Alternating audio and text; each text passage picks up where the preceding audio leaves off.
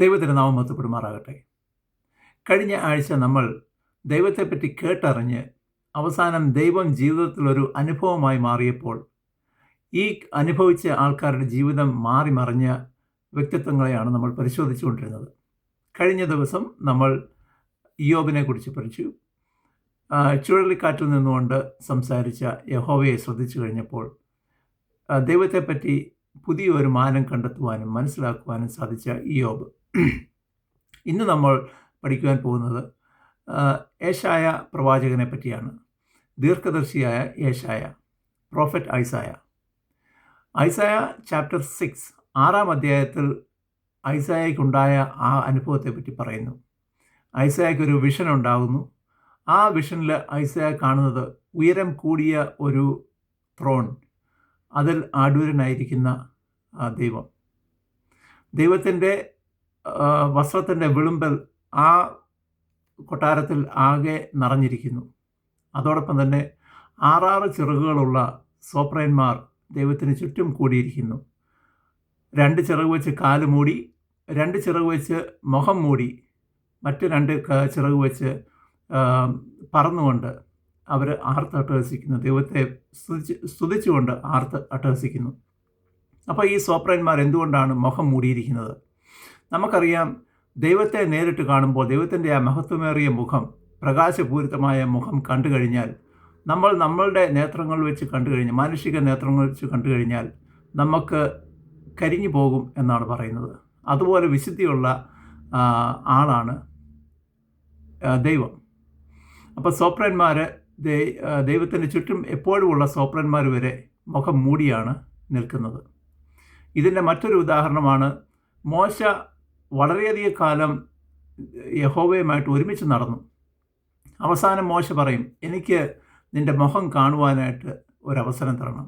അപ്പോൾ പറയും, നിനക്ക് എൻ്റെ മുഖം കാണുവാൻ സാധിക്കില്ല, കാര്യം നീ വെന്ത് ഉരുകി ഇല്ലാതെയാവും. അതുകൊണ്ട് ഞാൻ കടന്നു പോകുമ്പോൾ എൻ്റെ പിൻഭാഗം മാത്രം കാണുവാനായിട്ടുള്ള അവസരം നിനക്ക് തരാം. ആ ഒരു അവസരമാണ് മോശയ്ക്ക് ലഭിക്കുന്നത്.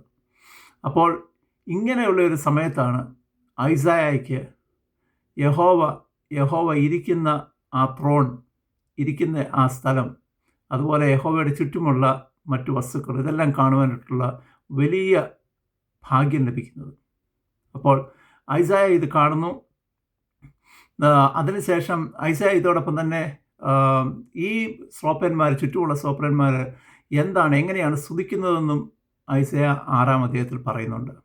അതിങ്ങനെയാണ്, നമ്മുടെ വിശുദ്ധ കുർബാനയ്ക്കകത്ത് 1-ാം ആശീർവാദത്തിന് ശേഷം അപ്പവും വീഞ്ഞും വാഴ്ത്തുന്നതിന് തൊട്ട് മുമ്പായി പ്രീസ്റ്റ് ഇങ്ങനെ പറയും, നമ്മളുടെ ബോധങ്ങളും വിചാരങ്ങളും ഉന്നതമായ ദൈവത്തിൻ്റെ സമീപത്തേക്ക് കൊണ്ടുപോകാം. ആ രീതിയിൽ ഒരു പ്രാർത്ഥനയുണ്ട്.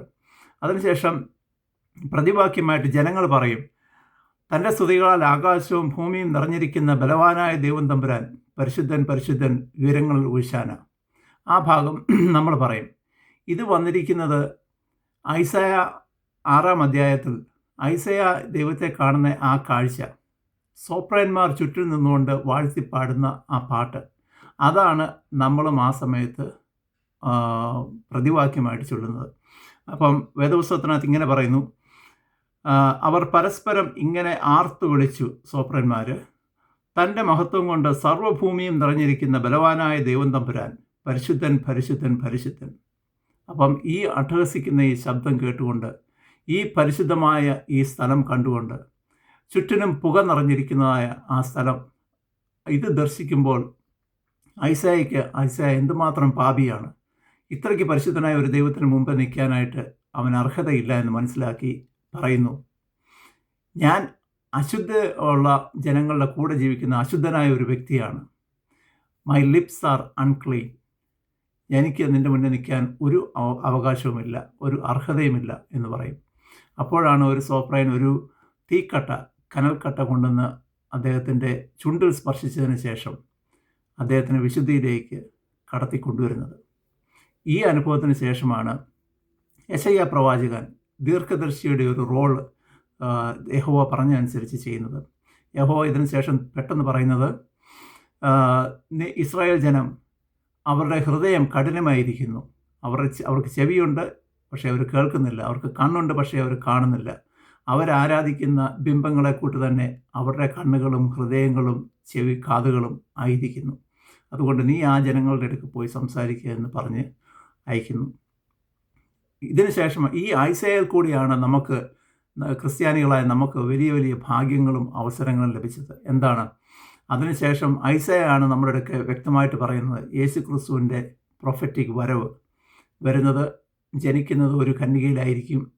ഒരു സെർവൻ്റായിട്ടുള്ള ഒരു ഗുരുവായിരിക്കും, സെർവൻ്റ് മാസ്റ്റർ.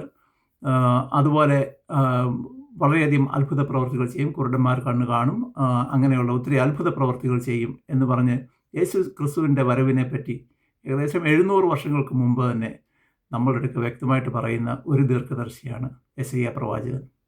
അതോടൊപ്പം തന്നെ ഇസ്രായേൽ ജനം അധികം താമസിയാതെ തന്നെ ബാബിലോണിലേക്ക് ഒരു എക്സൈൽ, ഒരു നാടുകടത്തലിൽ വിധേയരാകും എന്നും പ്രവചിക്കുന്നു. ഈ 2 മെയിൻ കോൺട്രിബ്യൂഷനാണ് ഐസയാ ദീർഘദർശിക്ക് ഇസ്രായേൽ ജനത്തോട് പറയാനായിട്ട് ആ സമയത്തുണ്ടായിരുന്നത്. അങ്ങനെ ദൈവത്തിൻ്റെ ആ ഒരു വലിയ ഇടപെടൽ മൂലം ഐസയാ എന്ന് പറയുന്ന പാപത്തിൽ ജീവിച്ച വ്യക്തികളുടെ കൂടെ ജീവിക്കുന്ന, അൺക്ലീൻ ലിപ്സോടുകൂടി ജീവിക്കുന്ന ഒരു വ്യക്തിയെ പെട്ടെന്ന് ഒരു കനൽ കൊണ്ട് തന്നെ അദ്ദേഹത്തിൻ്റെ പാപങ്ങൾ മോചിപ്പിച്ച് പുതിയൊരു ദിശയിലേക്ക് നടത്തിക്കൊണ്ടുവന്ന ആ ഒരു അസുലഭ നിമിഷമാണ് അവിടെ നടന്നത്. അങ്ങനെ പുതിയൊരു ജീവിതത്തിലേക്ക് വളരെ ഡ്രമാറ്റിക്കായിട്ട് മാറിയ മറ്റൊരു വ്യക്തിയാണ് നമ്മളിന്ന് പരിചയപ്പെട്ടത്, യെശയ്യാ പ്രവാചകൻ, ഐസയാ ദ പ്രോഫറ്റ്. അപ്പം നമുക്കും ഇങ്ങനെയുള്ള അനുഭവങ്ങളുണ്ടാകട്ടെ. നമ്മുടെ ജീവിതങ്ങൾ മാറ്റിമറിഞ്ഞ് ദൈവത്തിനു വേണ്ടി ജീവിക്കുവാനും ദൈവത്തെ പിന്തുടരുവാനും നമുക്ക് സഹായിക്കട്ടെ എന്ന് പ്രാർത്ഥിച്ചുകൊണ്ട് നിർത്തുന്നു.